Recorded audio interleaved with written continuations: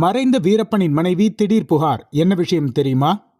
Gowthaman direct பண்ணி நடிச்சிருக்கிற படையாண்ட மாவீரா படத்துல கௌதமன், சமுத்திரக்கனி, பூஜிதா பொன்னடா, இளவரசு உள்ளிட்ட நிறைய பேர் நடிச்சிருக்காங்க.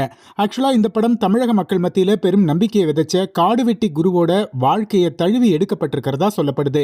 இப்படிப்பட்ட நிலையில என்னோட கணவர் வீரப்பனுடைய தோற்றம் மற்றும் யுனிக்கான அடையாளங்களை அனுமதி இல்லாம பயன்படுத்தியிருக்காங்கன்னு சொல்லி வீரப்பனுடைய மனைவி முத்துலட்சுமி சென்னை ஹைகோர்ட்ல வழக்கு பதிவு செய்திருந்தாங்க. அந்த புகார் மனுவுல வீரப்பனுடைய தனிப்பட்ட தோற்றங்கள், செம்மணர் முடி, கொட்டு மீசை மற்றும் பைக்குடன் பல காட்சிகள் படமாக்கப்பட்டிருக்கு.